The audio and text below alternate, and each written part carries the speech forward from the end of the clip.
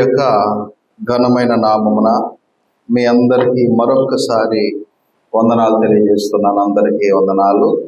ఈరోజు మనము యోహాను సువార్త 9వ అధ్యాయం నుండి కొన్ని పాఠాలని నేర్చుకునబోతూ ఉన్నాం. చదవబడిన వాక్యములు మీరు విన్నారు గనుక, ఒక పుట్టుకతోనే గుడ్డివానిని స్వస్థపరిచినటువంటి సందర్భాన్ని బట్టి దానికి అనుసంధానముగా ఎన్ని సంఘటనలు జరిగినాయో ఈ 9వ అధ్యాయము మొదటి నుండి చివరి వరకు రాయబడి ఉండగా, వాటి నుండి ఒక 5 పాఠాలను మనము నేర్చుకుందాం. ఈ అధ్యాయము చదివితే కూడా ఇందులో పాఠాలు ఉన్నాయా అంటే ఉన్నాయి. లైఫ్ లెసన్స్, మన బ్రతుకునకు అవసరమైన పాఠాలు, మన బ్రతుకులను దిద్దుకునేటువంటి అవకాశము కలిగినటువంటి పాఠాలు. మొదటి వచనం నుండి 5 వచనాలు ఒక భాగము, ఒక పాఠము. 6 నుండి 7వ వచనం వరకు 6-7 వచనాలలో రెండవ పాఠం. 8 నుండి 12 వచనాలలో మరొక పాఠం. 13 నుండి 34 వచనాల వరకు 4వ పాఠం. 35 నుండి 41 వచనాలలో మరొక పాఠం. ఇలాగా 5 పాఠాలను మనము చూడబోతున్నాం. కనుక ప్రతి వారు ఆసక్తితో వినండి. చెప్పే విషయాలపైన, బోధించే విషయాలపైన మనస్సు నిలిపి అందరూ కూడా శ్రద్ధతో వినగలరని మిమ్మల్ని కోరుచున్నాం. 5 పాఠాలు ఉంటే మనము 12వ వచనం వరకే చదివించాము. మెయిన్ పార్ట్ అక్కడ వచ్చేస్తుంది. చూద్దాం. అందరూ సిద్ధమే కదండి? బైబిల్ చూస్తున్నారా? ఓకే. రాసుకునే వాళ్ళు కూడా రాసుకోవచ్చు. నోట్ చేసుకోండి. మెయిన్ మీ హృదయాలలో నోట్ అవ్వాలి. మన హృదయాలలో మనము ముద్రించుకోవాలి.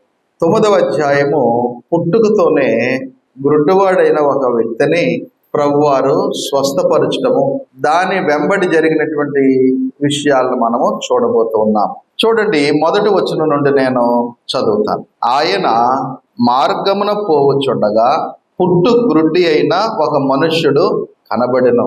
ప్రభువారు దారిలో వెళ్తుంటే ఎవరు కనబడ్డారంట చెప్పండి? పుట్టుకతోనే గుడ్డివాడు, బ్లైండ్. గుడ్డివారు అంటే తెలుసా? వాళ్ళకి ఏమీ వినబడవు. అవునా? వినబడవు, కనబడవు. వారికి ఏమీ కూడా కనబడవు.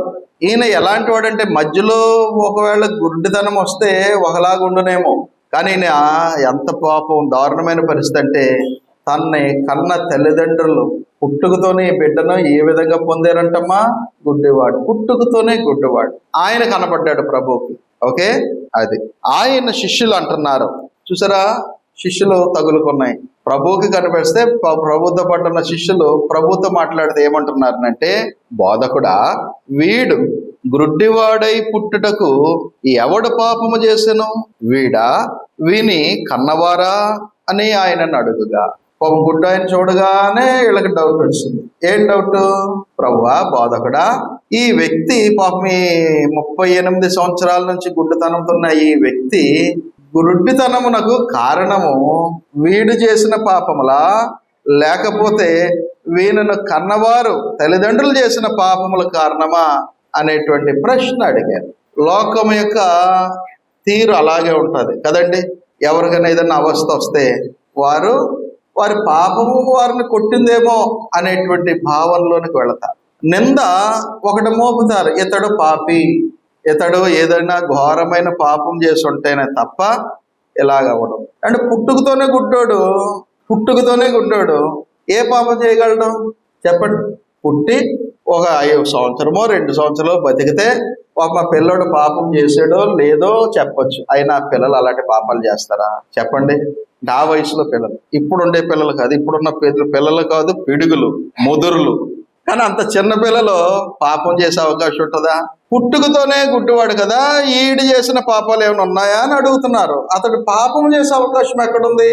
కాబట్టి అటెన్షన్ ఎవరి మీదకి వెళ్తుంది? బహుశా ఈ బిడ్డన కన్నా తల్లిదండ్రులు ఏదైనా పాపము చేసి ఉంటారేమో, అందుకని దేవుడు వాళ్ళ కొడుకుని గుడ్డోడుగా పుట్టించాడు అనేటువంటి ఒక బ్లేమింగ్ తో వారు చూస్తున్నారు. నిజమే, ఈ శిష్యులే కాదు, ఎవరైనా సరే లోకం యొక్క చూపు, లోకం యొక్క పరిశీలన ఆ కోణంలోనే ఉంటుంది.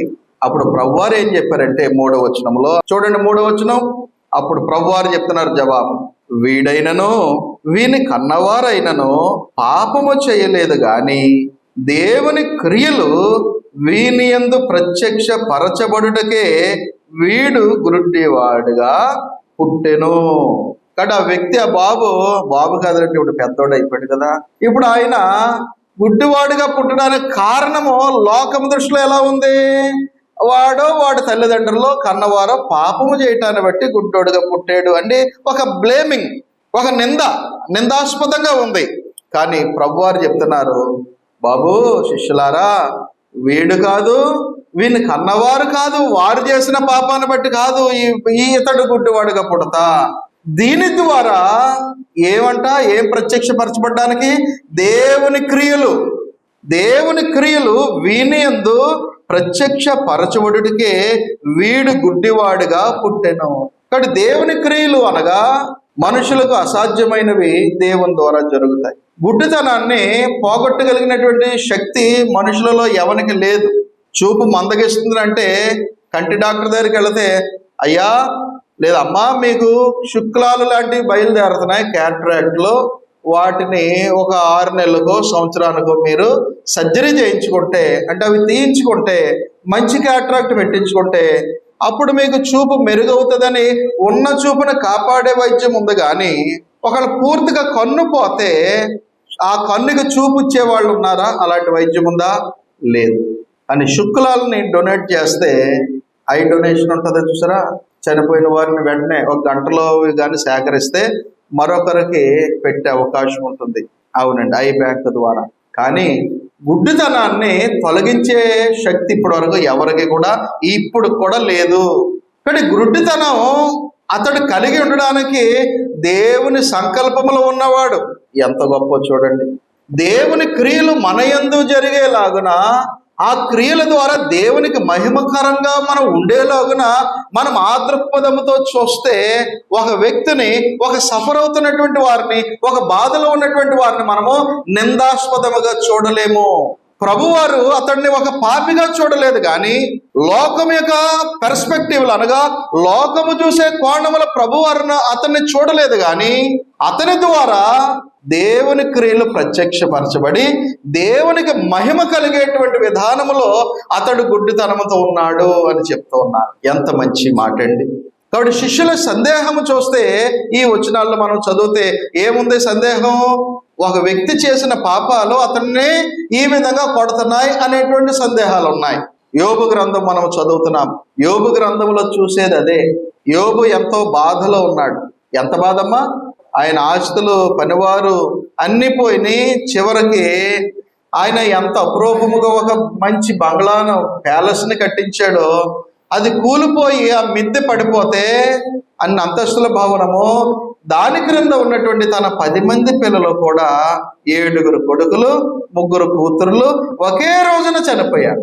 అన్ని పోయినా చెక్కు చెదరని యోబు తన బిడ్డలందరూ చనిపోయారనేటువంటి మాట వినేటప్పటికీ ఎంతో వేదనకు గురైపోయి అతడు ఏం చేసిందంటే బూడిద జల్లుకుని తల గొరిగించుకుని గోనెపట్టు కట్టుకుని అతడు ఇంకా ప్రలాపిస్తూ ఉన్నాడు, బాధపడుతూ ఉన్నాడు.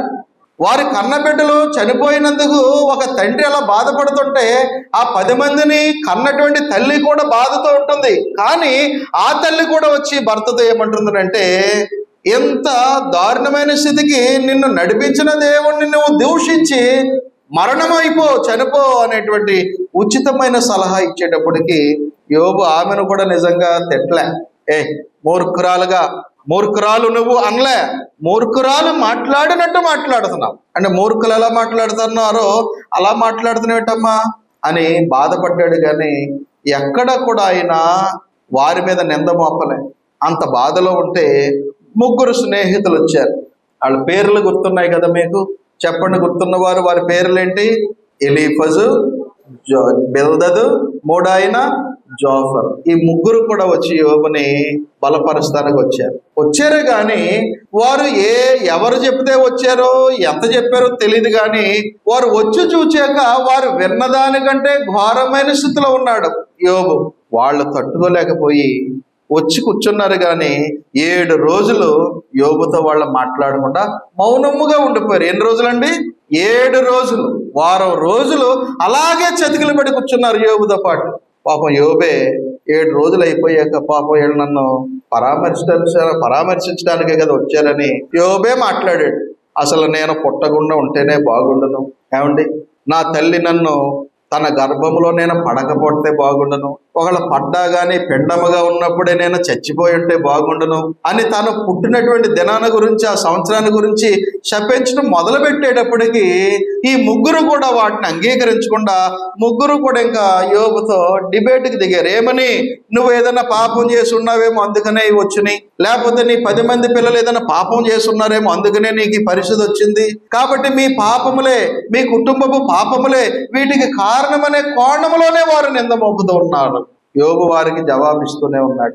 ఒక విధంగా యోబు ఒకసారి అనేసాడు, ఒరేయ్ ఫ్రెండ్స్లారా, ఎంత బాధలో ఉన్న నన్ను మీరు ఓదార్చడానికి, ఆదరించడానికి వచ్చారనుకున్నానే, కానీ నా బాధ కంటే మీ ముగ్గురు మాట్లాడే మాటలు మరింత బాధ కలిగిస్తున్నాయని బాధపడ్డాడు. అంటే యోబు కలిగినటువంటి అవస్థను బట్టి ఆ స్నేహితులు కూడా ఎలా చూశారు? యోబు ఎంత బాధలో ఉండడానికి గల కారణాలు యోబు చేసిన లేదా ఆయన బిడ్డలు చేసిన పాపముల కారణములేమో. యోబు మనస్సాక్షిని బట్టి మాట్లాడుతున్నాడు. నేనైతే ఏ పాపం చేయలేదు అంటూనే 13వ అధ్యాయంలో ఒక మాట అన్నాడు. ఏంటో తెలుసా? ఒకవేళ నా బాల్య పాపములు నాకు గుర్తులేవు. బాల్య పాపములు అంటే ఏమంటే పిల్లలు కూడా పాపాలు చేస్తారా? బాల్య పాపాలు ఉన్నాయా? దావీదు అంటాడు, దేవా, ఒకవేళ నాకు ఏమన్నా బాల్య పాపములు ఉంటే, నేను రహస్యంగా ఏదైనా పాపము చేసి ఉంటే, నా బాల్య పాపములు ఏమైనా ఉండుంటే వాటిని పరిహరింపు అని ప్రార్థన చేశాడు. అంటే బాల్య పాపాలు కూడా ఉంటాయా? ఉంటాయండి. సామెతల్లో చెప్పలేదా? బాలుడు ఎలా ఉంటాడంట? వారు స్వాభావికంగానే ఎలా ఉంటారు? మూఢులై ఉంటారు. బాలుని హృదయంలో మూఢత్వము స్వాభావికముగా పుట్టేస్తుంది. బాలుడు అనగానే అబ్బాయిలే కాదు, అమ్మాయిలు కూడా ఉంటారు. అవునా? బాలుడు అనగానే అబ్బాయిలనేంటి, అమ్మాయిలు ఉండరేంటి? ఆడపిల్లలు ఉండరా? మూఢత్వం స్వభావంగా ఉన్నవాళ్ళు ఈ రోజులు మరీ ఎక్కువగా ఉన్నారు. పాప సొలొమోను చూసేటప్పటికే అలా ఉన్నారంటే అది పెరుగుతుంది కానీ ఆ పాపాలు. కాబట్టి యోబు కూడా ఒప్పుకున్నాడు. ఏమని? ఒకవేళ నాకు తెలియదు దేవా, ఒకవేళ నా బాల్య పాపములు ఏమో అని. కానీ యోబు అంతటి అవస్థలోనికి వెళ్ళడానికి కారణము ఒకడు చేసిన పాపములు కాదు, సాతానునికి దేవునికి కలిగినటువంటి ఆ యొక్క డిస్కషన్లో, ఆ యొక్క వాదనలో దేవుడే ఇచ్చాడు అవకాశం యోబుకి, సాతానుడికి. నా యందు విశ్వాసం కలిగిన యోబుని నీవు చూచితవని దేవుడే యోబు సబ్జెక్ట్ తీసుకొచ్చాడు. నువ్వు కంచె వేసావు కాబట్టి ఉన్నాడు, కానీ అవి తీస్తే నిన్ను దూషిస్తాడంటే అసలు యోబు యొక్క విశ్వాసం ఏంటో పరీక్షిద్దామని దేవుడే సాతానుడికి అవకాశం కల్పించాడు. అది దేవునికి సాతానికి జరిగినటువంటి ఆ యొక్క ఛాలెంజ్ గురించి ఏమీ తెలియని యోబు ఒకవేళ నా పాపములు ఏమో అని కూడా ఒప్పుకున్నాడు. కానీ లాస్ట్కి వచ్చినప్పటికి యోబు ఆయన బిడ్డల పాపము కాదు, దేవుడు పెట్టిన పరీక్ష. ఇక్కడ చూస్తే పుట్టుకతోనే గుడ్డివాడు ఒక ఆయన ఉన్నాడు. పుట్టుకతోనే గుడ్డివాడు. కాబట్టి ఇతని గుడ్డితనానికి కారణము ఇతని పాపములో, ఆయనను కన్నటువంటి తల్లిదండ్రుల పాపములో కాదు. ఈ గుడ్డితనమును స్వస్థపరచుడు ద్వారా దేవుని క్రియలు ప్రత్యక్షపరచబడడానికి వీడు గుడ్డివాడుగా పుట్టాడు. ప్రభువారి వయసు అప్పటికి ఎంత ఉంటుందండి? 30 దాటి ఉన్నటువంటి పరిస్థితి. చెప్పండి, ఈయనకి ఎప్పటి నుంచి ఉందంట గుడ్డితనము? ఆయనకి ఎప్పటి నుంచి అంటే ఆ క్రింద వచనాల్లో మనము చూస్తాం. సరే, ఎన్నాళ్ళ నుంచి అనేటువంటి దానిని మనం ప్రక్కన పెడితే, ఇతడు అంత సుదీర్ఘంగా గుడ్డితనముతో బాధపడుతున్నటువంటి వ్యక్తి యొక్క జన్మ ఎందువలన అయిందనంటే దేవుని క్రియ ఈ యొక్క గుడ్డివానిలో ప్రత్యక్షపరచబడడానికే. అది 4వ వచనానికి వెళుతున్నాను.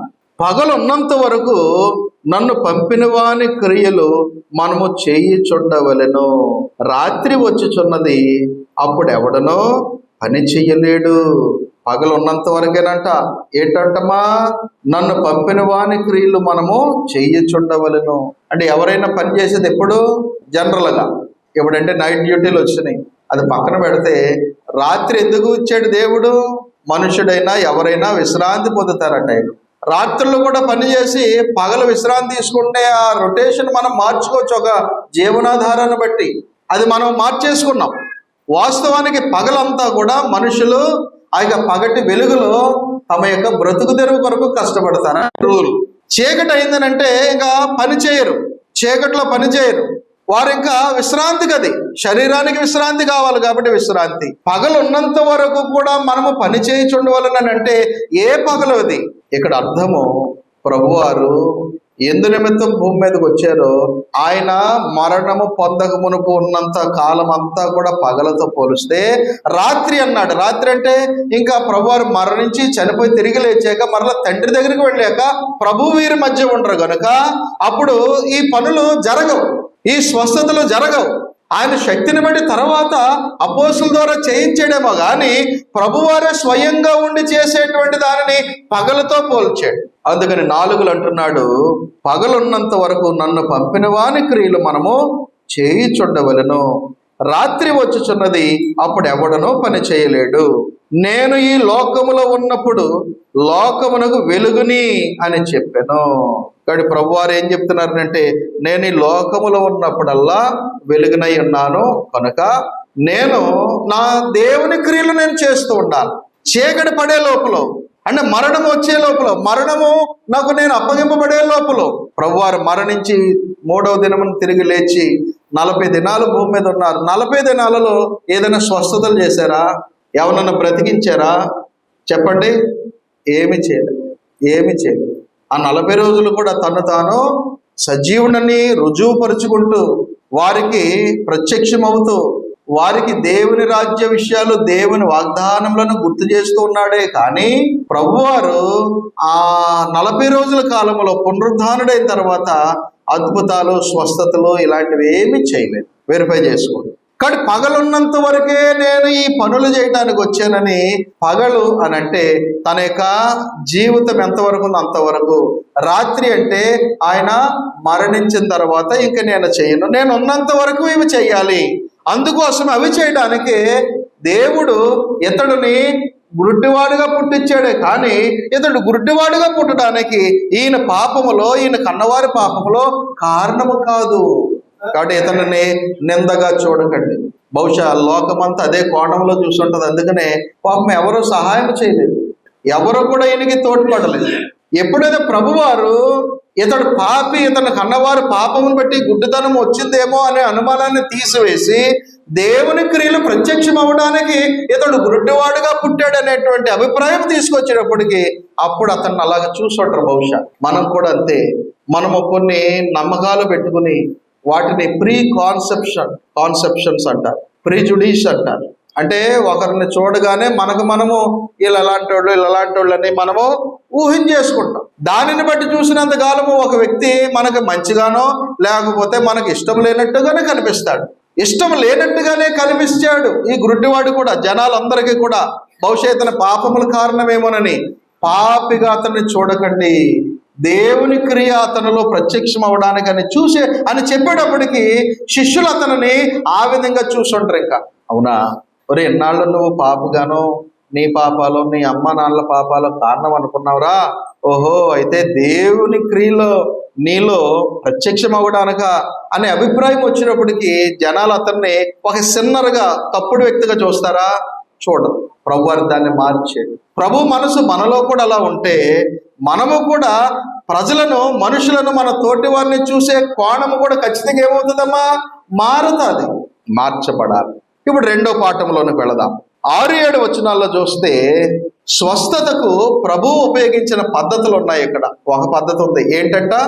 ఆ వ్యక్తి యొక్క గుడ్డితనాన్ని స్వస్థపరచడానికి ప్రభు ఎన్నుకున్న పద్ధతి ఉంది. ఆయన గతంలోనైతే తర్వాత మరొక అంధుడినైతే గుడ్డివారిని ఆయన చేతులుంచితే చాలు, కళ్ళ మీద చేతులు పెట్టేటప్పటికే అతడు స్వస్థత పొందాడు. కానీ ఇక్కడ ప్రభువారు ఏం చేస్తున్నారు చూడండి 6లో, ఆయన ఇట్లు చెప్పి నేల మీద ఉమ్ము వేసి ఉమ్మితో బురద చేసి వాని కన్నుల మీద ఆ బురద పోసి ఏమని చెప్తున్నారట? నీవు సిలోయము అను కోనేటికి వెళ్ళి అందులో కడుగుకొనమని చెప్పాను. సిలోయము అను మాటకు పంపబడిన వాడని అర్థము. వాడు వెళ్ళి కడుగుకొని చూపు గలవాడై వచ్చెను. కానీ ప్రభువారు ఆ గుడ్డితనాన్ని స్వస్థపరిచిన పద్ధతి ఇక్కడ ఉంది ఈ 2 వచనాల్లో. ఏంటి ప్రభు అనుసరించిన పద్ధతి? ఆయన పాపముల కారణమా, ఆయన కన్నవారి పాపముల కారణం అంటే బాబా ఏమీ కాదు, దేవుని క్రియలు ప్రత్యక్షం అవుతాకని చెప్పి ఆ క్రియ చేస్తున్నాడు. ఇప్పుడు ఎలా చేశాడు స్వస్థత చెప్పండి?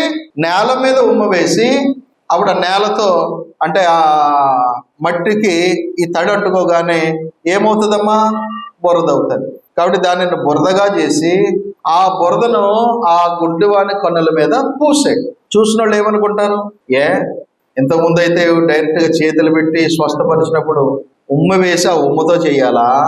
ఉమ్మ వేసి ఆ ఉమ్మని ఎవరైనా మనకు అంటించారనుకోండి, అది ఎలా ఫీల్ అవుతాం మనము? అవమానంగా ఫీల్ అవుతాం. అవునా? అవమానంగా. ఉమ్ము వేయటాన్ని తృణీకరించడానికి గుర్తుగా కూడా వాడింది దేవుని గ్రంథం. ప్రకటన 3వ అధ్యాయంలో చూస్తే సార్దీసు సంఘాన్ని ఏమన్నాడమ్మా పౌలు? ప్రభువారు, ఇదిగో నీవు ఈ పాపాల్లో ఉన్నావు గనుక నేను నిన్ను నా నోట నుండి ఉమ్ము వేయను ఉద్దేశించుచున్నాను అన్నాడు. అంటే ఉమ్ము వేయటం అనేటువంటిది ఉమ్ముగా చీతు అని ఉమ్ము వేయటము ఎంత అవమానకరమైనది. కానీ ప్రభువారు ఆయన ఉమ్ముతో తన యొక్క లాలాజలముతోనే ఆ యొక్క మట్టితో బురద చేసి ఆ బురద కన్నుల మీద పూసి ప్రభువారు ఏం చెప్పారనంటే, నో వ్యక్తి ఆ వ్యక్తితో మాట్లాడుతున్నాడు, నీవు వెళ్ళి సిలోయము అనేటువంటి కోనేటిలో నీకు కళ్ళు కడుక్కునరా. అప్పుడు ఈయన ఏమనాలి? ఈ గుడ్డివాడు ఏమనాలి? అదేంటండి మీరు వేరే రూపంలో స్వస్థపరుస్తారని అనుకుంటే మీరు ఉమ్ముతో బురద చేసి పామేరా? అది ఉమ్మో కాదా ఆయనకు తెలియదు. చూస్తున్న వాళ్ళకైనా సందేహం ఉంటుంది కదా, ప్రభువా ఏంటి ఉమ్ము వేసావు అనేటువంటి మాట. అది ప్రక్కన పెడితే వెళ్ళి కడుగుకో అనేటువంటి మాటను బట్టి ఆ గుడ్డివాడిలో ఎంత నమ్మకం కలిగింది? ప్రభు యొక్క మాటకి విధేయత చూపినటువంటి విధేయత ఇక్కడ మనకు కనిపిస్తుంది. ప్రభు అన్నటువంటి మాట ఆయన కన్నులకు బురద పూసాడు, ఇప్పుడు వెళ్ళి సిలోయం అనేటువంటి కోనేటిలో కడుగుకో అని అనగానే ఆ వ్యక్తి వెంటనే వెళ్ళాడు కోనేటిలోని. ఎలా వెళ్ళుంటాడు? ఎవరు సాయం చేసి ఉంటారు. కోనేరేమి నేల లెవెల్ ఉండదు కదా, క్రిందకి లోతుగానే ఉంటుంది కదా. కాబట్టి దానిలోనికి దిగి వెళ్ళాడు. అంటే ఎవరో నడిపించారు, సాయం చేశారు. ఒక ఎలీషా చెప్పినప్పుడు నయమాన్ అనేటువంటి వానికి యొర్దాను నదిలో 7 సార్లు ములుగంటే సందేహించాడేమో కానీ, అవునా? నయమానికి ఒక రోగం ఉంది. ఏ రోగం అమ్మా చెప్పండి? నయమానుకున్న రోగం ఏంటమ్మా? కుష్ఠరోగం. నయమానుకున్నటువంటి కుష్ఠరోగమును బట్టి ఎలీషా ఏమని కబురు పంపాడంటే, ఏమనమ్మా? గెహజీ ద్వారా, ఇదిగో ఈ యొర్దాను నదిలో 7 మార్లు మునుగు శుద్ధుడు అయిపోతావని చెప్పాడు. అప్పుడు నయమాను సందేహంతో అహంభావానికి వెళ్ళాడు, ఇగో చూపించాడు. ఈ ఇశ్రాయేల్ దేశం, ఆఫ్టర్ ఆల్ ఈ ఇశ్రాయేల్ దేశంలో ఉన్న నదుల కంటే మా దేశంలో నదులు గొప్పవి కాదా? అక్కడ లేనిది ఈ నదిలో ఉంటుందా? చచ్చే ఆయన వచ్చి నా కళ్ళు పట్టుకుని నా ఒళ్ళు పట్టుకుని నా కుష్ఠరోగమును స్వస్థత చేస్తాడు. దేవుని ప్రవక్త అని చెప్పింది మా ఇంట్లో పనిచేసే ఒక చిన్నది. ఆవిడ మాటినేసి మా ఆవిడ గారేమో నన్ను ఇలాగ పంపితే నేను అలాగ వచ్చాను, కాబట్టి ఏదో అద్భుత రూపంలో జరుగుతుంది అనుకుంటే నా స్వస్థత. ఇదేంటి సింపుల్గా ఆయన శిష్యుల ద్వారా చెప్తున్నాడు, ఈ యొర్దాను నదిలో 7 సార్లు మునుగని నా వల్ల కాదండి అని వెళ్ళిపోయాడు. ఎందుకు వెళ్ళాడు? కారణం ఏంటి చెప్పండి? కారణం ఏంటి? యొర్దాను నదిలో ఆ శక్తి లేదనా? లేదా పనోడితో కబురు పంపాడు కాబట్టి పనోడి మాట చెల్లదనా? ఏంటి కారణము? ఏంటి కారణం అంటే అవిశ్వాసం. ప్రవక్త చెప్పిన మాటకి విధేయత చూపలేదు. అప్పుడు ఆయనతో వచ్చిన వారే ఆయనకి ఒక పాఠం నేర్పారు. ఎలాగ మనం ఇంత దూరం వచ్చాం కదా, ఎలాగో వచ్చినప్పుడు ఉట్టనే వెళ్ళటం ఎందుకు, ఆయన చెప్పినట్టు చెయ్యి అనేటప్పటికి అప్పుడు మనసు మార్చుకున్నాడు. వాళ్ళు చెప్పడాన్ని బట్టి, అంతేగాని విశ్వాసముతో కాదు. మనస్సు మార్చుకుని మునిగాడు.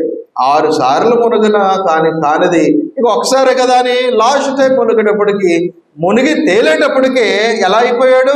పసిపిల్ల దేహము వలె. అప్పుడు నమ్మాడండి. కానీ గుడ్డివాడు ఎంత మంచోడనంటే, పాపి కోణంలోనే ఇతను చూపించారు కదా, కానీ ఇతను ఎంత మంచోడనంటే ప్రభువారు ఒక్కటే అన్నారు. ఏమని? ఆయన కంటికి బురద పూసి నీవు వెళ్ళ కోనేటిలో, ఏ కోనేరు? సిలోయమని కోనేరులో మునుగు. 7 సార్లా, 3 సార్లా, 12 సార్లా? ఎన్నిసార్లు మునుగమన్నాడు? ఎన్నిసార్లు కాదు, ఒక్కసారి మునుగొచ్చే బాబు అన్నాడు. అంటే ఒక్కసారి అని మనం అర్థం చేసుకుంటే, ఆ ఒక్కసారి మునిగి లేచేటప్పటికి అతడు ఏం పొందేశాడంటమా? చూపు పొందాడు. ఎన్నిసార్లు మునిగాడు గురుడివారు? ఒక్కసారి. మునిగి తేలేడు. కళ్ళు వస్తుంది. ఇంకా కళ్ళు వచ్చేటప్పటికి ఎలా ఉంటుందండి గుడ్డివారికి చెప్పండి. అప్పటి వరకు ఇది ఇలాగ ఉంటుంది, అది అలా ఉంటుంది. ఒరే నీ చెల్లి ఎలాగ ఉందిరా, నీ అన్నయ్య ఎలా ఉన్నాడురా, ఇది ఇలా రా, ఒరే ఇది ఈత పట్టురా, ఇది ఖర్జూర పట్టురా, ఇది ఒలేవు చెట్టురా, ఇది పచ్చ రంగురా, ఇది ఎర్ర రంగురా, ఒరే పగలరా, ఇది చీకటిరా, ఇది అని ఇలాంటివి వినుంటాడు. కానీ వాటి ఎప్పుడు కూడా చూచుండడు. అది పొందగానే ఎంతో ఆశ్చర్యానికి గురై ఉంటాడు. అతడు అలాగ చూపు పొందడానికి కారణం ఏంటి? అతడు పాపాలు క్షమించబడటమా, అతని విశ్వాసమా? చెప్పండి. విశ్వాసం, విధేయత. కానీ ప్రభువారు ఏదైనా మాటను మనకి ఇచ్చినప్పుడు, ఒక ఆజ్ఞను తనకి బోధ ద్వారా సంఘానికి ఇచ్చినప్పుడు మనము కూడా వాటిని ఎలా తీసుకోవాల్సిన అవసరం ఉన్నది? విశ్వాసంతో తీసుకుని విధేయత చూపాల మాటకి. ఆ గుడ్డివాడు ఎన్ని పాఠాలు చెప్తున్నాడో ఇప్పుడు మనకి. మనము కూడా ప్రభు బోధలే వింటున్నాం, ప్రభు వాక్యమే వింటున్నాం, క్రీస్తు పేరు పెట్టుకున్నాం, క్రీస్తు శరీరమును సంఘం అంటున్నాం, ఇదే నిజమైన సంఘమని మనం విశ్వసిస్తున్నాం. కానీ క్రీస్తు మాటలను నిజముగా మనం అవలంబిస్తున్నామా? ఆ భౌతికమైన గుడ్డివాడు భౌతికంగా గుడ్డోడేమో, కానీ అతడు కలిగిన విశ్వాసం బట్టి ఆత్మ సంబంధంగా ఎవరో తెలుసు, అతడు చూపు గలవాడు. ఇప్పుడు మనము కళ్ళున్నాయి మనకి, మన భౌతికమైన చూపుకి మసగల రావచ్చేమో కానీ చూపున్న వాళ్ళమే మనము. కానీ ఒకవేళ ప్రభువు మాటకి, ఆయన వాక్యమునకు అవిశ్వాసముతో ఉన్నా, అవిధేయతతో ఉన్నా, ప్రభు యొక్క ఆజ్ఞలు ఇచ్చినటువంటి బోధ మనకు అది ఆజ్ఞగా ఇవ్వబడనని ఎరిగినా కానీ మనం పాటించినప్పుడు నిజమైన గుడ్డోళ్ళు ఎవరన్నమాట? చెప్పండి. ఎవరు గుడ్డోళ్ళు? అప్పుడు ప్రభు వారు అదే డీల్ చేస్తున్నారు. తర్వాత వచ్చినారు. 3వ పాఠంలోకి వెళ్ళిపోదాం. 8వ వచనం నుండి ప్రజల స్పందన ఎలా ఉందో చూద్దాం. యోహాను సువార్త 9వ అధ్యాయం 8వ వచనానికి వెళ్తున్నాను. కాబట్టి చూపు కలిగిన వాడు చూపు పొందగానే, కాబట్టి ఏమండి, పొరుగు వారును వాడు భిక్షకుడు అని అంతకు ముందు చూచిన వారును వాళ్ళిద్దరు అంటున్నారంట, వీడు కూర్చుండి భిక్షమెత్తుకున్నవాడు కాడా అనిరి. వీడే అని కొందరును, వీడు కాడు, వీడిని పోలి ఉన్న ఒకడని మరికొందరును అనిరి. వాడైతే నో, ఆ భిక్షమెత్తుకుని గుడ్డోడుగా అక్కడ కూర్చున్నది ఎవరో కాదు, నేనే అని చెప్పుకుంటున్నాడు. కానీ పబ్లిక్ స్పందన ఎలా ఉందమ్మా? ప్రభువారు ఎంత గొప్ప కార్యము చేస్తే కొందరేమో నిజమేరా, ఇందాటి వరకు అక్కడ కూర్చుని భిక్షం ఎత్తుకుంటున్నాడు కదా, అతడే ఎత్తుడని, కొందరు అతడే స్వస్థత పొందాడని ఎంతో విశ్వాసంతో చూస్తున్నారు. అంటే ప్రభు యొక్క కార్యములను గ్రహించిన వారు నమ్మేశారు. కానీ గుడ్డోడుకు చూపు వచ్చిందే కానీ వీనిని స్వస్థపరిచిన వారిని నమ్మని వాళ్ళు ఉన్నారు కొందరు. ఎవరండి వాళ్ళు? ప్రభు మీద అవిశ్వాసంతో ఉన్నారు. వాళ్ళైతే మేమైతే ఈడు చూపు పొందినోడు ఈడు కాదు, అలాగున్నవాడు ఎవడై ఉంటాడు తప్ప అతను కాదన్నారు. అప్పుడు ఇద్దరికి జవాబు ఇచ్చాడు ఇతను. ఏమని? బాబు నేనో కాదని డౌట్ ఉంది కదా, ఆ భిక్షం ఎత్తుకొనొచ్చు ఆ గుడ్డివాడుగా ఉన్నటువంటి వాడిని నేనే అని సాక్ష్యం ఇచ్చాడు. దేవుని వలన ఎంత గొప్ప మేలులను మనం కూడా ఏదో ఒక రూపంలో పొందుతున్నాము కదా. మనం ఇంతగా బహిరంగంగా దేవుని గొప్ప క్రియలను చాటేవాళ్ళుగా ఉన్నామా?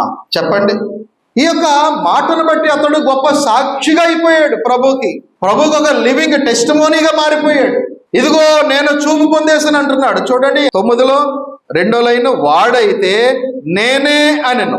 అప్పుడు అంటున్నారంట వాళ్ళు, నీ కన్నులు ఎలాగూ తెరవబడును అని వాడిని అడుగుగా వాడు అంటున్నాడు, ఎవరని చెప్పారమ్మా? యేసు అన్న ఒక మనుష్యుడు బురద చేసి నా కన్నుల మీద పూసి నీవు సిలోయము అను కోనేటికి వెళ్ళి కడుగుకొనమని నాతో చెప్పాను.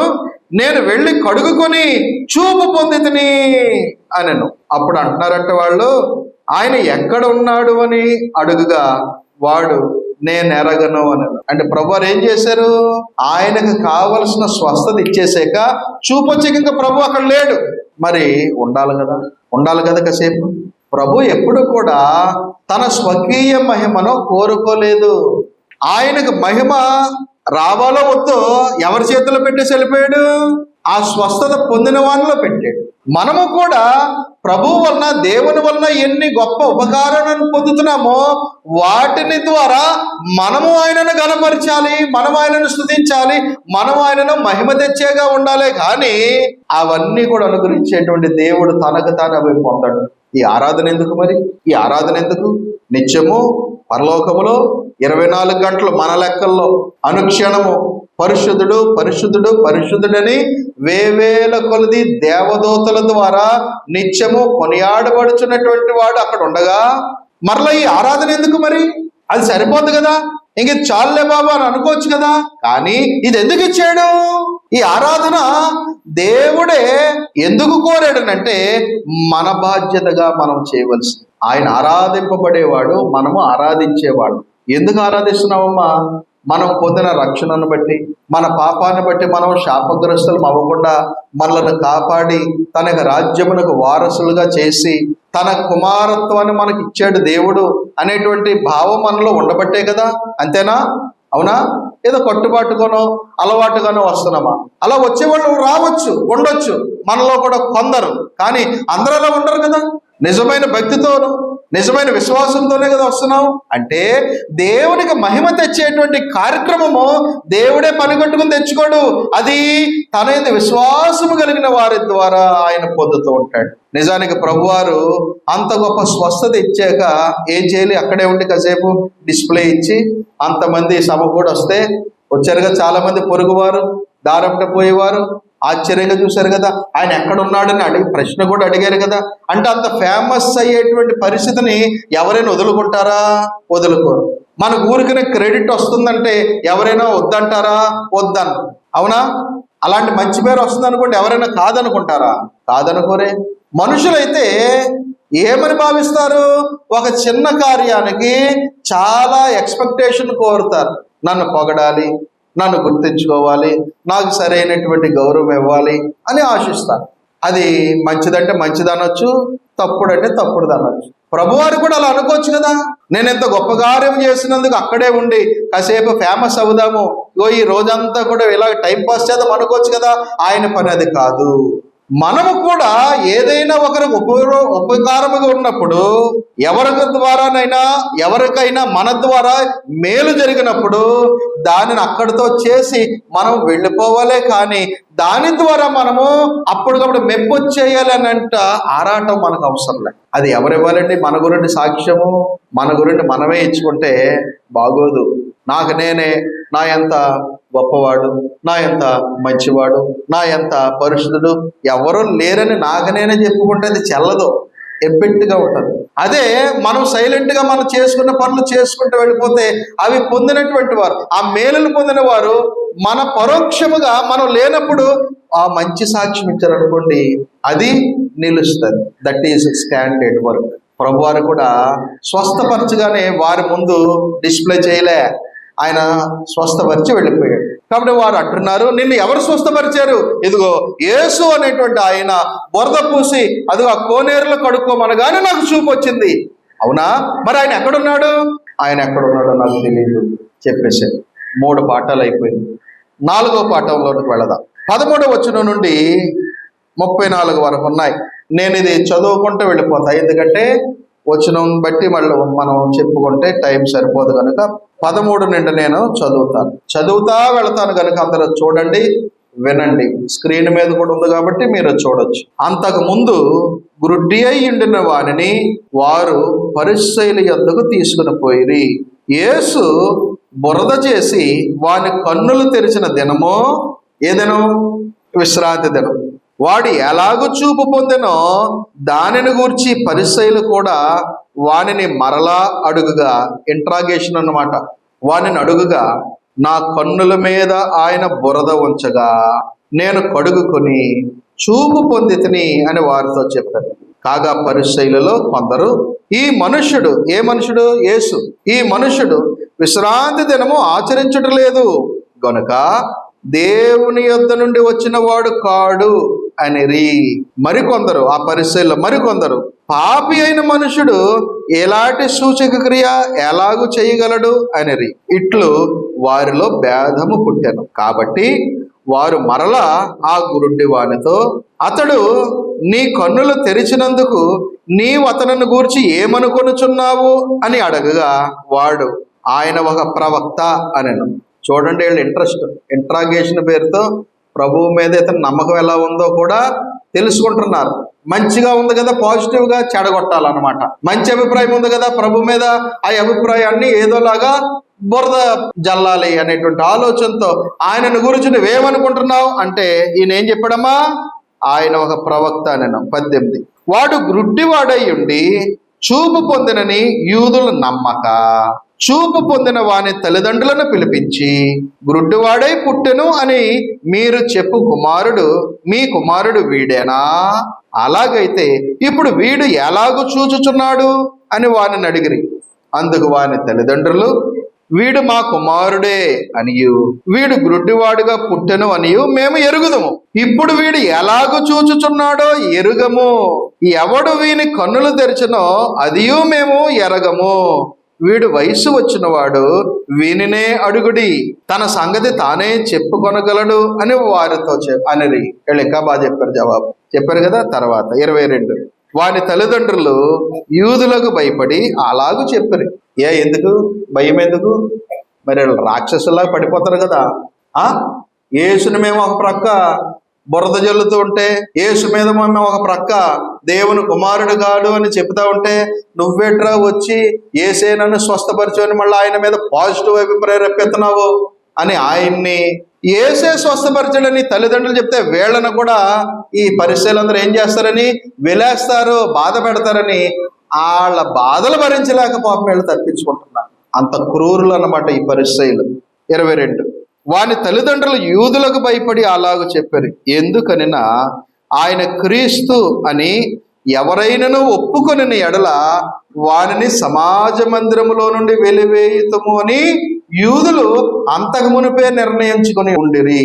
కావున వాని తల్లిదండ్రులు అంటున్నారు, వాడు వయసు వచ్చిన వాడు, వానిని అడుగుడి అనిరి.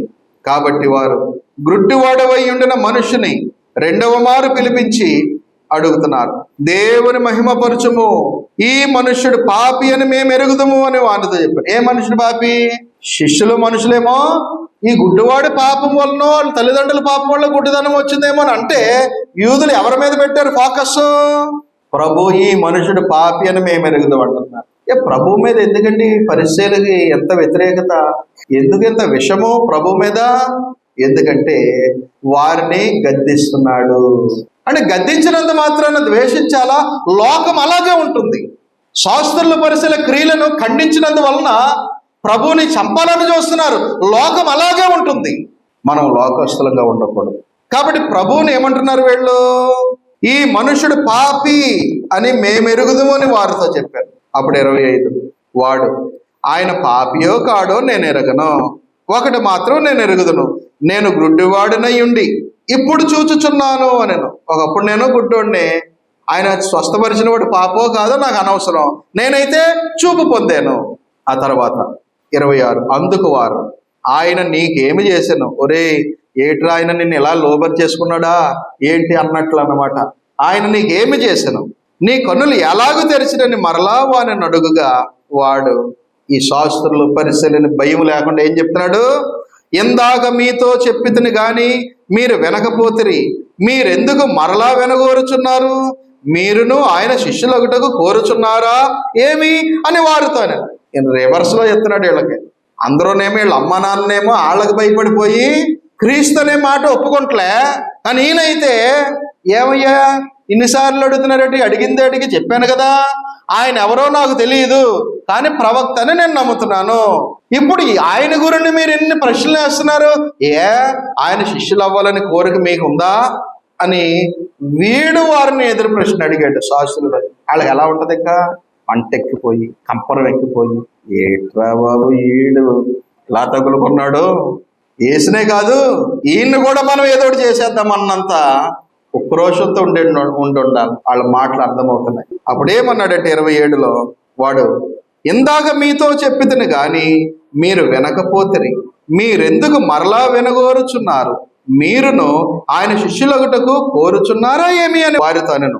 అందుకు వారు నీవే వాని శిష్యుడవు. టాపిక్ అది, నీవే వాడి శిష్యుడు, అందుకనే నువ్వు ఆయన వెనకేసుకొస్తున్నావని. అంతేగాని ఆయన చేసిన గొప్ప కార్యమును బట్టి చూపు లేనాడు చూపు పొందడాన్ని బట్టి సంతోషం కంటే వీళ్ళ పగ ఆ మంచితనాన్ని కప్పివేస్తుంది. చూసారా?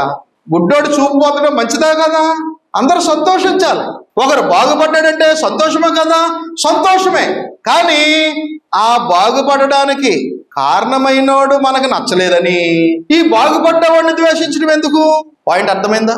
బాగుపడ్డవాడు మంచిదే, కానీ ఆయనను బాగుపరిచినోడు నాకు నచ్చలేదని ఆయన్ని బట్టి ఈయన్ని ద్వేషించడం ఎందుకు?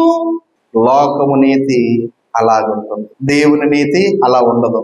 దేవుని బిడ్డలం కదా మనము, ఆ నీతి మనకు ఉండకూడదు. ఏ నీతి ఉండాలి మనకి? దేవుని నీతే ఉండాలి. లోకము నీతి, దుర్నీతి, అవినీతి, స్వనీతి, పాపపు నీతి, సాతాను నీతి అదొద్దు మనకి. చూడండి 28. అందుకు వారు, నీవే వాని శిష్యుడవు, మేము మోషే శిష్యులము. దేవుడు మోషేతో మాట్లాడినని ఎరుగుదము గాని వీడెక్కడ నుండి వచ్చినో ఎరుగుమని చెప్పి వానిని దూషించిరి. పాపం ఈ గుడ్డోడిని దూషించేశారంట. ఒక విధంగా సంతోషపడాలి. నాయన, నీకు పుట్టుకతోనే గుడ్డుతనం కదా, భిక్షం ఎత్తుకునేవాడు కదా, అబ్బా చూపు రాగానే నువ్వు చక్కగా నడుస్తున్నావయ్యా, ఇక నీకు భిక్షం ఎత్తుకునే అవకాశం లేదు కదా, పోనీలే నీ జీవితాన్ని ఆయన ఎవరో కానీ ఆయన అంటే మాకు పడదు, అయినా కానీ ఇది ఒప్పుకున్నాం అనొచ్చు కదా. వీరిలో ఉన్న ఈగో ద్వేషింపనిస్తుంది. ఈవెన్ ప్రభువుని ద్వేషించడమే కాదు, ఇప్పుడు ఎవరిని ద్వేషిస్తున్నారంట? ఈ గుడ్డివాణిని కూడా దూషించారంట. పాడు లోకం. తర్వాత 30. అందుకు ఆ మనుష్యుడు, ఆయన ఎక్కడి నుండి వచ్చినో మీరు ఎరుగకపోవట ఆశ్చర్యమే, అయినను ఆయన నా కన్నులు తెరిచెను. మోషే దేవుణ్ణి చూశాడని విన్నాం కానీ ఈడు ఎక్కడి నుంచి వచ్చాడు మాకు తెలియదు అంటే ఈయన ఏం చెప్పాడు? గుడ్డోడు భిక్షం ఎత్తుకునేవాడు. ఏమంటే భిక్షం ఎత్తుకునేవాళ్ళు వచ్చి మనకు క్లాస్ పీకుతుంటే మనకు ఎలా ఉంటుందండి చెప్పండి? ఒక అడుక్కునేవాడు వచ్చి మన వంకరని ఆడు సరిచేస్తే తట్టుకోగలమా? ఈడెవడరా బాబు నాకు తగులుకున్నాడు, ఆడికి వచ్చిన అడుక్కునేవాడు నాకు చెప్తాడా, మాకు చెప్తాడా? రగిలిపోతున్నారు వీళ్ళ పాపం. అలాగా రగులుతూ ఏమంటున్నారు అంటే, మోషే దేవుని చూశాడని మేము ఎరుగుదాం కానీ వీడు ఎక్కడి నుంచి వచ్చాడో మేము ఎరగం అంటే వీళ్ళు ఏమనుకుంటున్నారు? ఈయన పరలోకం నుండి పంపబడిన వాడనే టాక్ లోకంలో ఉంది కనుక అది మేము అంగీకరించట్లేదు అన్నాడు. అప్పుడు ఈయనంటాడు వాళ్ళతో, ఆయన ఎక్కడి నుంచి వచ్చాడో మీకు తెలియదంట. నాకు చాలా ఆశ్చర్యం వేస్తుంది. భిక్షగాడు అంటున్నాడు ఏమని? నాకు చాలా సర్ప్రైజింగ్ ఉంది. ఏమయ్యా, ఎంత వాక్యం తెలిసిన పరిచయాలు, చాలా అనుభవజ్ఞులు, మీకు తెలియదు ఈయన ఎక్కడి నుంచి వచ్చాడో? భలే చెప్తున్నారులే అన్నట్టుగా అన్నాడు. 31 అని 31లో, దేవుడు పాపుల మనవి ఆలకింపడని ఎరుగుదము, ఎవడైనను దేవభక్తుడై ఉండి ఆయన చిత్తము చొప్పున జరిగించిన ఎడల ఆయన వాని మనవి ఆలకించును. ఎంత గొప్ప స్టేట్మెంట్ అండి, మనకి బాగా నోటెడ్ ఇది. దేవుడు పాపులు మనవి ఆలకించడం అనేది మనకు ఎరిగిన మాట అది. కానీ మాట ప్రభువారు అనలే, శిష్యులు అనలే, ఎవరంటున్నారు? ఎంత మంచి మంచి మాట, ఒక టాప్ కొటేషన్ వాడాడు ఇక్కడ. ఎవరమ్మా? గుడ్డివాడైన భిక్షకుడు అంటున్నాడు, దేవుడు పాపుల మనవి ఆలకి. ఇతడే పాప అయితే ఈ మాట అనేది ధైర్యం వచ్చినా రాకపోనండి. అదే కాదు, కంటిన్యూషన్ చూడండి ఎంత మంచి మాట అన్నాడో. ఎవడైనాను దైవభక్తుడై ఉండి, అంటే ఎవరైనా కానీ మీలో పరిశీలారా, మీలో నిజంగా దేవుడు అంటే భయభక్తులు ఉన్నాయని అనుకునే వాళ్ళు ఎవరైనా దేవభక్తులు ఉంటే వారు ఆయన చిత్తము చొప్పున జరిగిస్తేనే బాబు దేవుడు మీ మనవి ఆలకిస్తాడు. దేవుడు పాపుల మనవి ఆలకింపడు. అంటే పాపులు చేసే ప్రార్థన దేవుడు వినడు. ఇది యూనివర్సల్ ట్రూత్, సార్వత్రిక సత్యం ఇది. అవునా? దేవుడు పాపులు మనం వింటాడా? ఇక్కడ పాపులు అంటే ఎవరు? బాప్తిసం పొందకుండా ఉన్నవాళ్ళ? అవును, వారు విశ్వాసులైనక పాపములో ఉన్నారు, కానీ వారు కాదు ఇక్కడ టాపిక్. ఎవరిక్కడ? వాక్యము బాగుగా ఎరిగి ఉండియు, వాక్యమును బట్టి బాగుగా వారు నడుస్తూ ఉండియు. ఎవరైతే ఆ యొక్క వాక్యమును బట్టి నడవకుండా తృణీకరింపబడిన స్థితిలో ఉంటారో, ఒక్కసారి వెలిగించబడి మరల పాపము చేసిన వారని చెప్తాడు కదా హెబ్రీ 10:26లో. బుద్ధిపూర్వకముగా ఇది చేయకూడదు, ఇది పాపము, ఇది అపరాధము అని ఎరిగి ఉండి కూడా మనము అపరాధములోనే ఉన్నాం అనుకోండి, వారి పాపిగా ఉండి కూడా మనము మార్పు లేకుండా ఉండి మరల ప్రార్థనకు వచ్చేసి ప్రార్థన చేశాను కాబట్టి నేను పరిశుద్ధుడిని అనుకుంటే, ఆ భిక్షకుడు చెప్తున్నాడు మనకి ఒక హెచ్చరిక. నాకు అన్నమాట, నేను అనుకుంటున్నాను ఇప్పుడు, ఆ భిక్షగాడు చెప్పిన హెచ్చరిక నాకేంటో తెలుసా? దేవభక్తుడిగా ఉండాలనుకుంటే దేవుని చిత్తాన్ని నేను జరిగిస్తేనే ఆయన వింటాడు, కానీ ఒకవేళ నేను పాపిగా ఉండి ప్రార్థన చేస్తే నా ప్రార్థన దేవుడు వినడు. ఈ శాస్త్రులకి పరిశీలకి ఎంత ధైర్యంగా చెప్తున్నాడండి జవాబు. వాళ్ళ కళ్ళు తెరవబడేలాగా చెప్పాడు. వాళ్ళు స్వీకరించారో లేదో మనకు అనవసరం. ఈ గుడ్డివాడి మాట ఆయన వారు విన్నారో వినలేదో అనవసరం. వారు వినను వినకపోయినను ఏం చేయాలంట చెప్పండి. ఇర్మియా గ్రంథంలో చెప్పలేదా? దేవుని వాక్యమును వద్దనే వారు ఉన్నారంట. అప్పుడు ఇర్మియా ఏం చెప్పాడు? ఇర్మియాకి దేవుడు వారు వినను వినకపోయినను నీవు మాత్రము చెప్పు. ఈ భిక్షగాడు కూడా అదే రూల్ ప్రకారము వాక్యము తెలిసిన మహామహులు వాళ్ళు. ఈయనెవరు? గుడ్డోడు.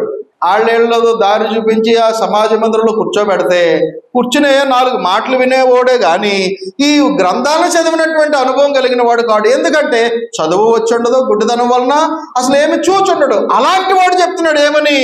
దేవుడు, చెప్పండమ్మా, దేవుడు పాపుల మనవి ఆలకింపడు. ఎవడైనను దైవభక్తుడై ఉండి దేవుని చిత్తమును జరిగించితేనే గాని దేవుడు వాని మనవి ఆలకింపడు, లేదా పాటిస్తేనే ఆలకిస్తాడని చెప్పాడు. 32 పుట్టుగుడ్డు వాని కన్నులు ఎవరైనా తెరిచినట్టు లోకము పుట్టినప్పటి నుండి వినబడలేదు. ఈయన దేవుని యొద్ద నుండి వచ్చిన వాడు కాని ఎడల ఏమీయో చెయ్యనేరడని వారితో చెప్పాడు. అందుకు వారు, నీవు కేవలము పాపివై పుట్టిన వాడవు, నీవు మాకు బోధింపవచ్చుతవా అని వానితో చెప్పి వానిని వెలివేశారు. పాపం గుడ్డోడు బాగుపడినందుకు సంతోషపడటం మానేసి వారి సమాజంలో అలాంటి స్వస్థత పొందిన వారిని బట్టి వారు కూడా ఆనందించడం మానేసి ఈయన ఏం చేశారండి? ఒక బురద జల్లి వెలేశారు. ఏంట బురద జల్లటం? నీవు పాపిగా పుట్టినవాడు. పాపం శిష్యులకు వచ్చిన డౌట్నేమో ప్రభువు పక్క నుంచి తొలగిస్తే ఏళ్ళ అభిప్రాయాన్ని ఎవరు తొలగిస్తారు? వీళ్ళైనా చెప్తే వినే రకాలా? కాదే. చెబితే వినే రకాలైతే మనం చెప్పొచ్చు, తప్పులో ఉన్న వారిని మనము సన్మార్గంలోకి నడిపించవచ్చు. కానీ వాత వేయబడినటువంటి మనస్సాక్షి ఉన్న వారిని మనము ఎక్కడా లొంగదీయగలమండి? ఏమంటే అవునా? పౌలు కూడా అంటాడు కదా, వారు వాత వేయబడిన మనస్సాక్షి గలవారై అంటాడు. రోమా 1:18-19 వచనాలను చూస్తే వారి మనస్సాక్షి ఏమైబడిందంటమ్మా? కాబట్టి వాత వేయబడ్డాక ఇంకా దేవుని వాక్యాలు పనిచేయవు అన్నమాట. ఈ శాస్త్రుల పరిశీలు కూడా తెలుసుకునే ఉంటారు, ఈయన పాపమో, ఈయన తల్లిదండ్రుల పాపమో ఈ గుడ్డితనానికి కారణము కాదు అని తెలుసుకునే ఉంటారు. కానీ ఈడి మీద ఉన్న ఉక్రోషం, ఈయన బాగు చేసిన వాడు మీద ఉన్న ఉక్రోషం. ఎవరు బాగు చేసిన వాడు? ఎవరమ్మా? శక్తి. ఎవరు? ప్రభు.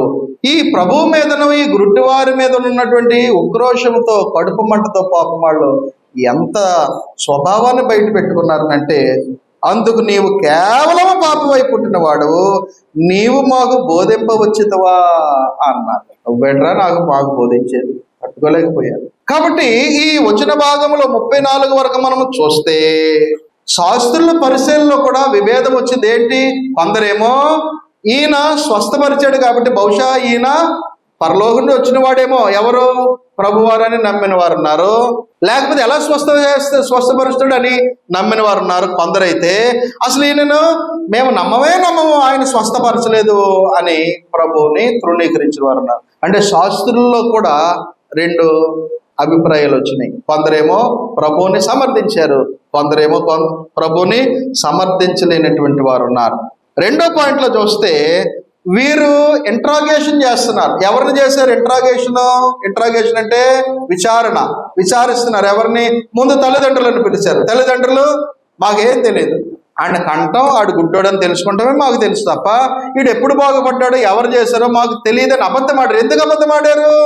నిజం చెబితే ఈ శాస్త్రుల పరిశీలన వీళ్ళ మీద ఎక్కడ కక్షి కడతారని వాళ్ళకి భయపడి. అలా భయపెట్టొచ్చా? ఏమండి అలా భయపెట్టొచ్చు? వీళ్ళు ఫ్రీడమ్ ఉండాలి కదా. అందుకే క్రీస్తులో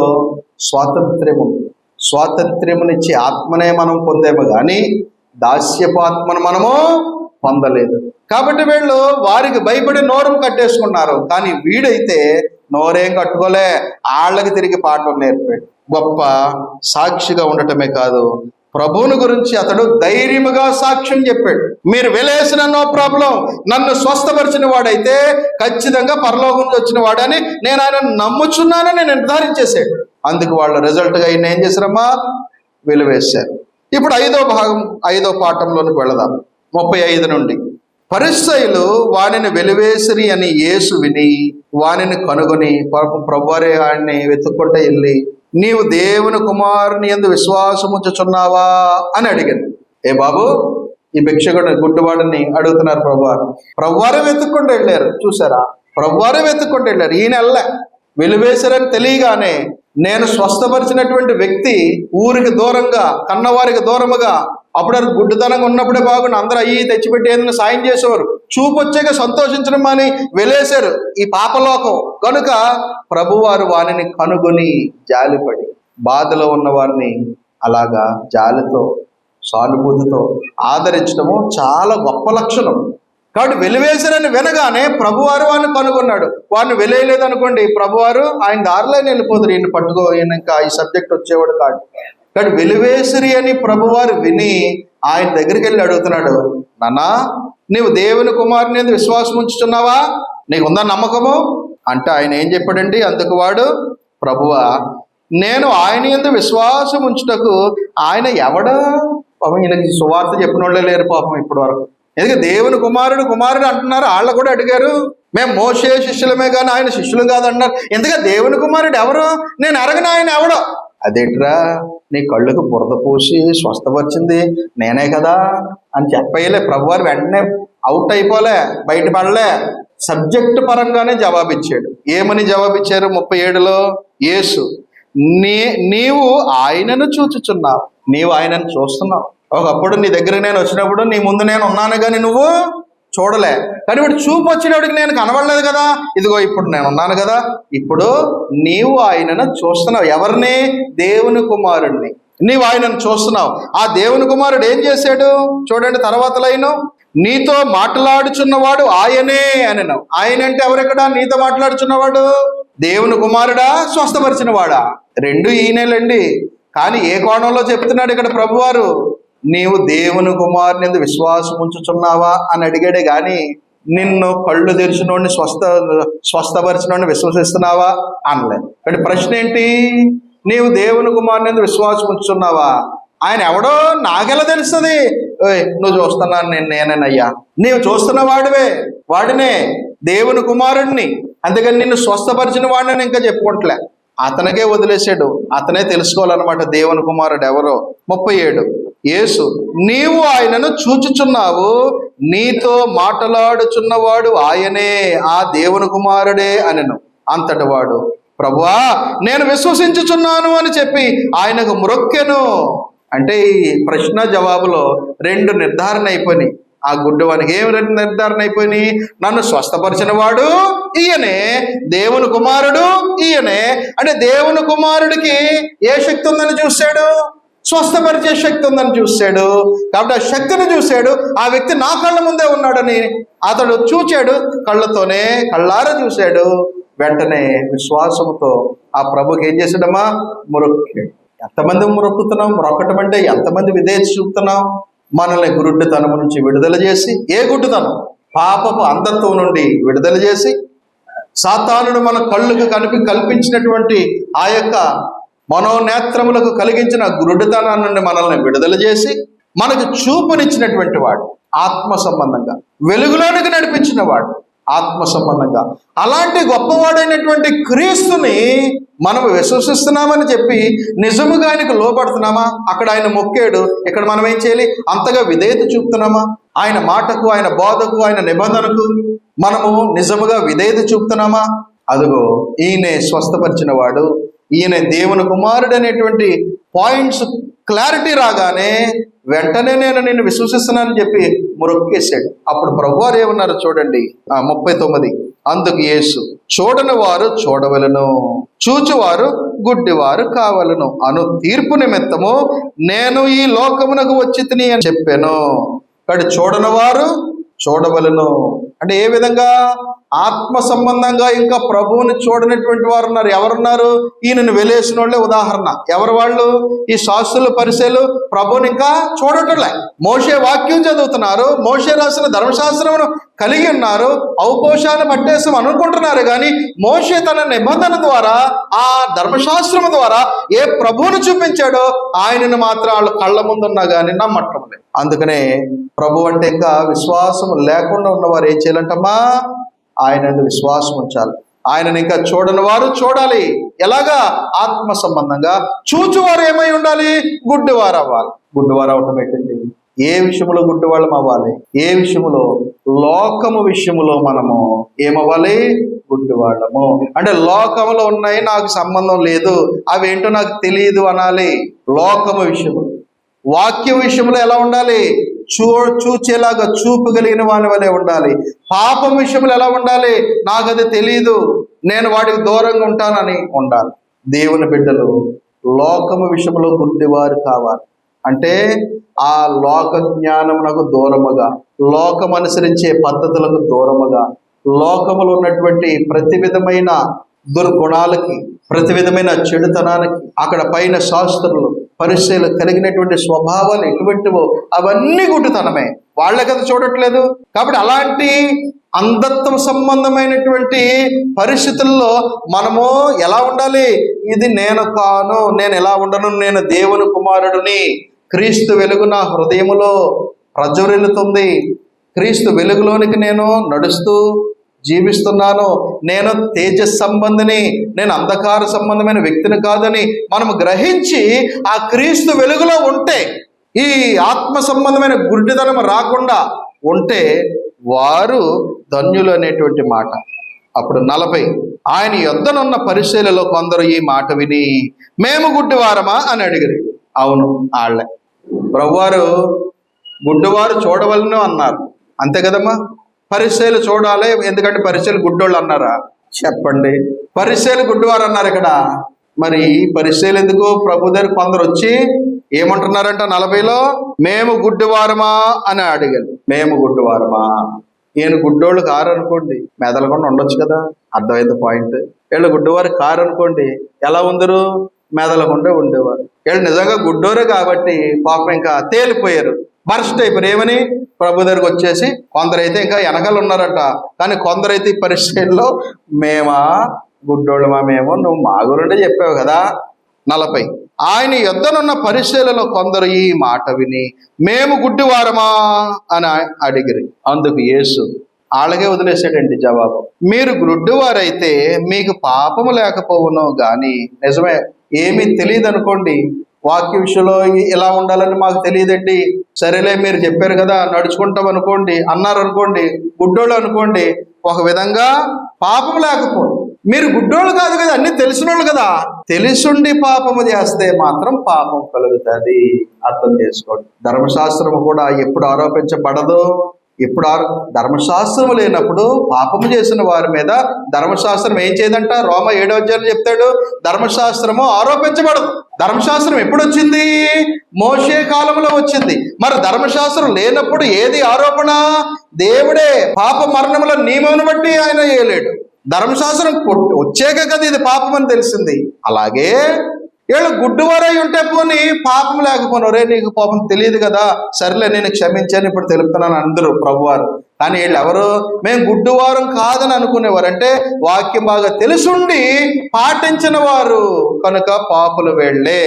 అందుకనే 41, అందుకు యేసు మీరు గుడ్డివారైతే మీకు పాపం లేకపోవును గాని చూచుచున్నామని చెప్పుకుంటూ మీరిప్పుడు చెప్పుకొనుచున్నారు గనుక, చూచుచున్నామని మీరిప్పుడు చెప్పుకొనుచున్నారు గనుక మీ పాపము నిలిచి ఉన్నదని చెప్పారు. పాపం గుడ్డోడు సబ్జెక్ట్ అల్లా. చెప్పండి, గుడ్డోడు సబ్జెక్ట్ అల్లా ఈ శాస్త్రుల పరిశీల బ్రతుకులను బయట పెట్టింది. కనుక ఈ ఒక్క అధ్యాయంలో 5 పాఠాలు నేర్చుకున్నాం. గుడ్డివానిని స్వస్థపరచడం, అతడు ఆ గుడ్డితనాన్ని బట్టి బాధింపబడిన స్వస్థత పొందగానే మహిమపరిచాడు. అలాగే లోకము ఒక కోణములో చూస్తే ప్రభువారు మరొక కోణములో నడిపించారు. అక్కడ అతడి విశ్వాసము విధేయత కనిపిస్తుంది, ఇక్కడ ప్రభు యొక్క శక్తి ఏంటో తెలుస్తుంది. లోకము తీరు ఎలా ఉందనంటే, కొందరైతే ఈ గుడ్డోడే భలే స్వస్థత అని అనుకుంటే, కొందరేమో అసలు ఈడు కాదు ఆయన పోలిన వాడని కొందరు తృణీకరించారు. ప్రభువుకి క్రెడిట్ రావటం ఇష్టం లేక. అలాంటి భావనే శాస్త్రుల పరిశీలన కూడా ఉంది. కాబట్టి ప్రభువారు వారిని గద్దిస్తూనే నిజమైన ఆత్మ సంబంధమైనటువంటి గుడ్డితనం ఎవరిదో చెప్పేశారు. ఇప్పుడు చెప్పండి, లాస్ట్ భాగాన్ని బట్టి ఇంతకీ గుడ్డివారు ఎవరో చెప్పాలి. గుడ్డివారు ఎవరో? శాస్త్రులు పరిస్థితి. మరి నిజమైన గుడ్డోడు, భౌతికమైన గుడ్డోడా? నో. ఆడు చూపు రాకమునిపే ప్రభు మాట మీద ఏముంచాడు? విశ్వాసం ఉంచి విధేయత చూపి వెళ్ళి కడుక్కున్నాడు. అవునా? కాబట్టి చూపు రాకమునిపే అతడు హృదయము తెరవబడినది. ఆత్మ సంబంధమైన గురుడితనం మనకి ఉంటే మనము లోకంలో ఫలించలేము. మత్తయి సువార్త 15వ అధ్యాయము 11లో ఒక మాట ఉంది, తెలుసా మీకు? చెప్పండి అమ్మా, తెలిసిన వారు చెప్పండి. మత్తయి సువార్త 15 అధ్యాయము 11లో ఒక మాట ఉంది. ఏముంది? గుడ్డివారికి త్రోవ చూపున. కాబట్టి ఆత్మ సంబంధమైన గురుడితనము గుంటలో పడడానికి అవకాశం ఉంటుందంటే మనము తడబడతాం, పడిపోతాం, దేవుని యొక్క ఆశీర్వాదాలకు దూరం అవుతాం. అలా ఉండకుండా దేవుడు కలిగించిన నెమ్మది కలిగిన స్థితిలో మనము వర్ధిల్లాలంటే మనము ప్రభునందు విశ్వాసం ఉంచాలి, ఆయన వాక్యమునకు విధేయత చూపాలి, దేవుడు కోరినటువంటి విధానంలో మనము నడవాలి. కాబట్టి ఈ మాటల ద్వారా మిమ్మల్ని హెచ్చరిస్తూ, నన్ను నేను హెచ్చరించుకుంటూ ఈ మాటలను ముగిస్తున్నాను. శ్రద్ధతో ఆలకించిన మీ అందరికీ ప్రభునామం బట్టి వందనాలు. అందరికీ వందనాలు.